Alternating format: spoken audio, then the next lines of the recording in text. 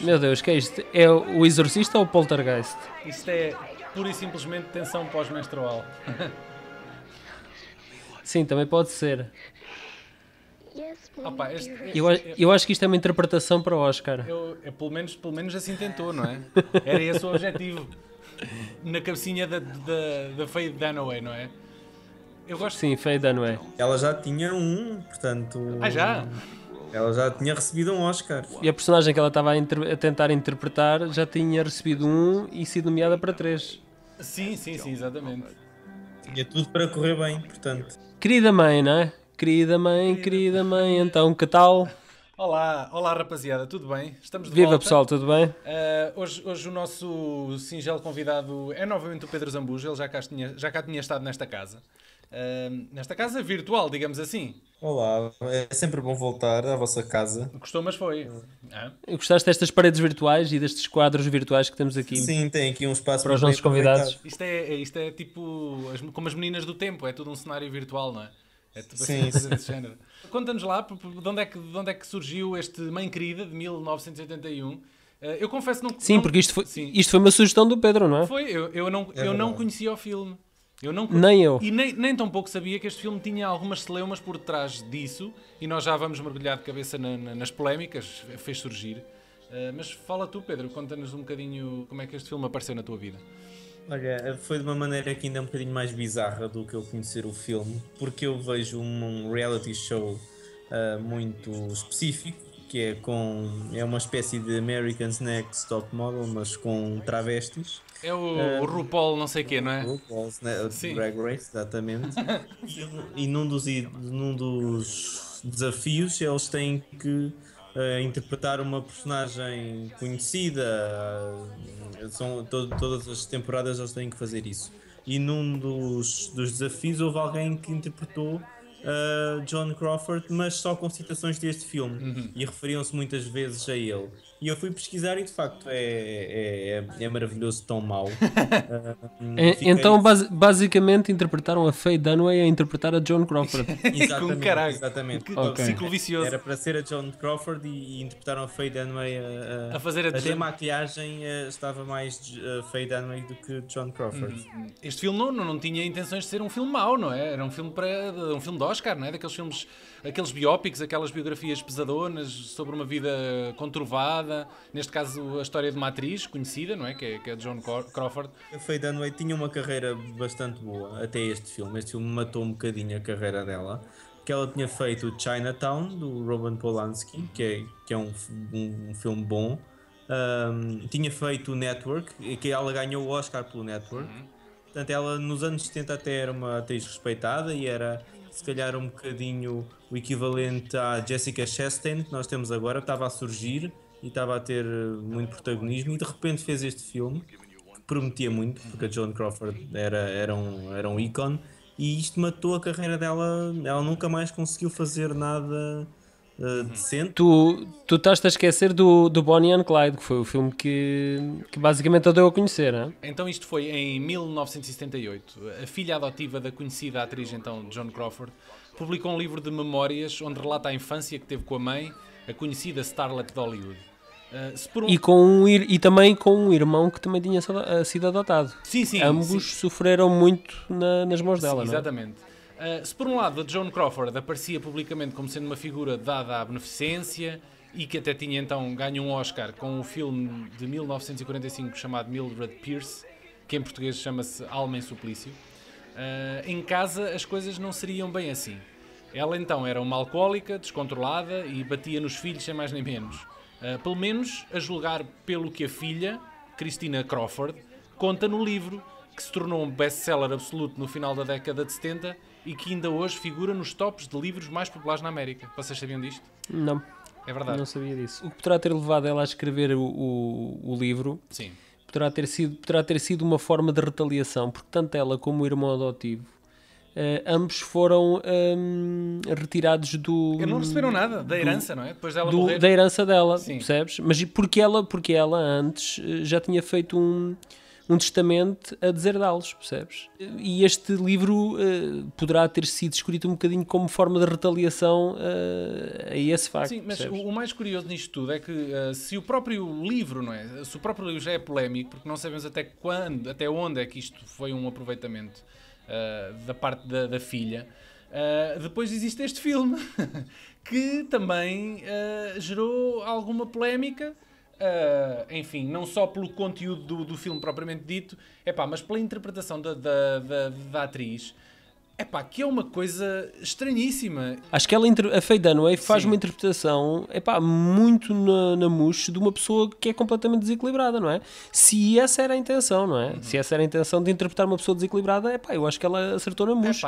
Agora, a ambição dela de querer que aquela fosse a interpretação pela qual ela iria ganhar um Oscar, pronto, se calhar já foi ambição a mais. Mas que de facto ela é violenta na forma como explode nas cenas, eu acho que é uma atuação fantástica, mas pronto, isto é a minha forma de ver a atuação dela. No wire hangers!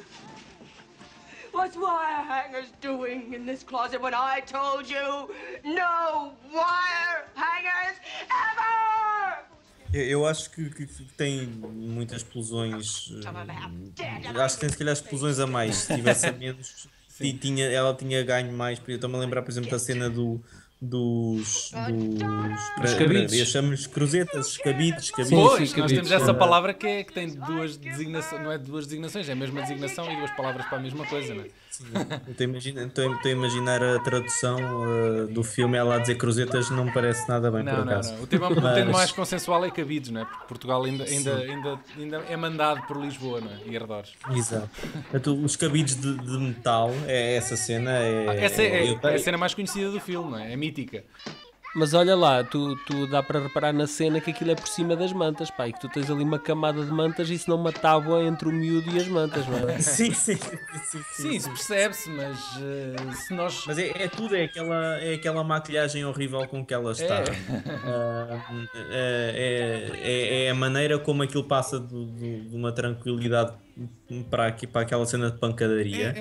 Eu acho que ela devia ser bipolar ou ter algum distúrbio, se ela realmente era assim como aparece nas cenas, porque tão depressa estava bem como imediatamente a seguir explodia. Mas faz lembrar um bocadinho a Judy Garland, já viste? Porque muitas destas estrelas que sobreviveram à transição dos filmes mudos para os filmes sonoros, dos filmes a cores, dos filmes a preto e branco para os filmes a cores, todas elas, à medida que foram caindo no esquecimento e foram relegadas para segundo plano, todas elas sucumbiram ao álcool e aos maus tratos, tanto por parte dos sucessivos casamentos falhados, ou então maltrataram os que eram mais próximos.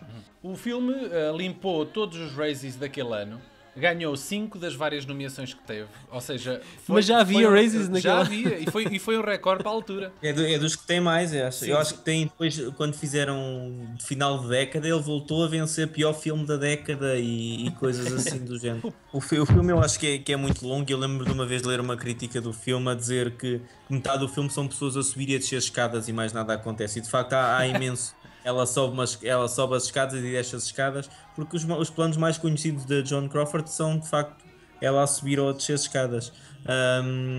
Mas, de facto, o filme não está muito bem construído, é um bocadinho, se calhar, longo demais. Sim, 129 minutos. Sim. 2 horas e 9 minutos era a tentativa de ser um clássico ou um épico, mas pronto. Sim. Mas acho que se calhar é um bocadinho excessivo esses Razzies todos, até para as miúdas que fazem de Christina Crawford, sei lá, a miúda mais pequena não é nenhum trambolho a representar, mas acho que foi um bocadinho... era fácil de gozar com o filme, e na altura foi muito fácil de gozar com o filme. E foi um bocadinho o alvo. Sim, das críticas. Sim. Foi era um alvo expiatório, não é? O filme foi tão destruído pelas críticas quando saiu que o público começou a querer ver o filme, mas pelas piores razões. E a própria Paramount, que é a produtora do filme, mudou as campanhas para que incluíssem a frase "Meet the biggest mother of them all".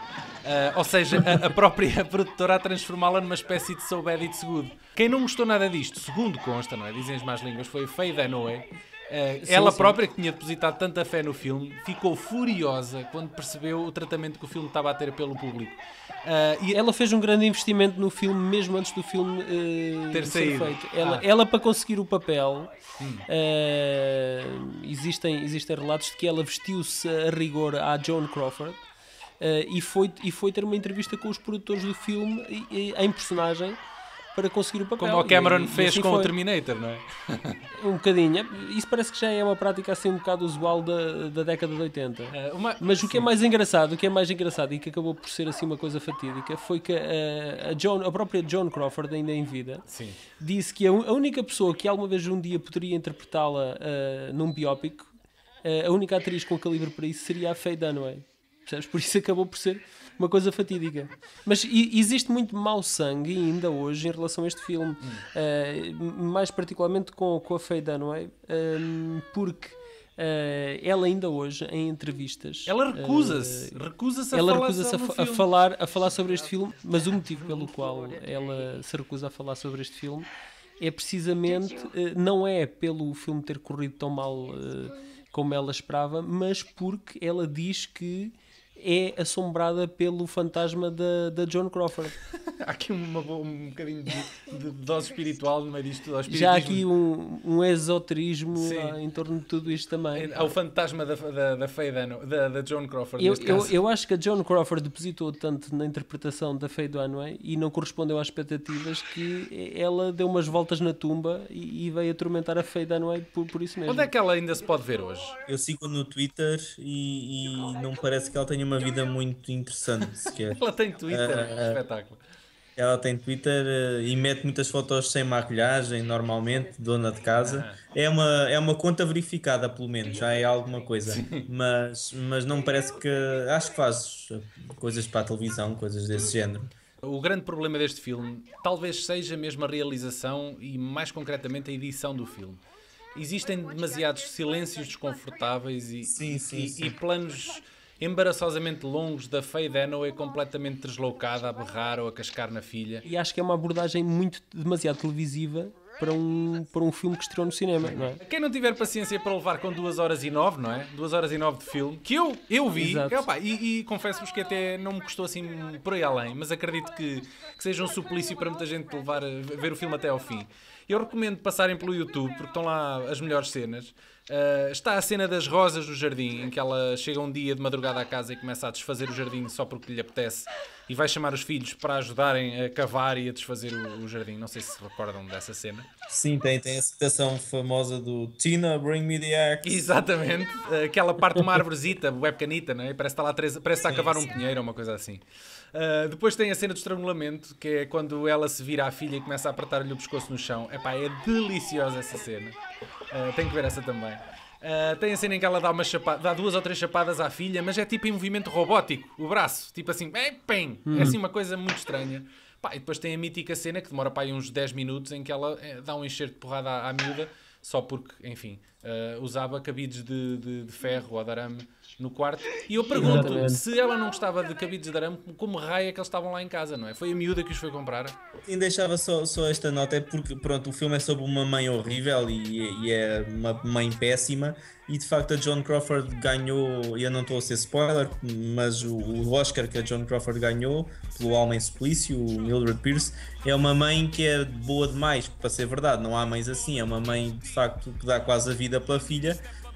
E depois a imagem que fica da Joan Crawford, apesar dela ter vencido esse Oscar, é que foi de facto uma mãe horrível, e se a história é verdade ou não, muita gente disse que sim, muitos disseram que não, mas acho que a imagem que fica da Joan Crawford na verdade é deste filme, para quem o viu na altura. Que é uma pessoa horrível, na verdade. Pronto, espero que o fantasma da Joan Crawford agora não nos assombre por estarmos aqui a passar esta imagem tão negativa ou tão... Meninos, existem várias linhas de apoio à vítima. Se sentirem vitimizados, por favor, façam uso delas, não é? Tá bem, pá, tá bem. Então, olhem, uma boa noite a todos e divirtam-se por aí, tá bom? Adeus, rapaziada. Então vai igualmente. Boa noite. Tchau, fiquem bem.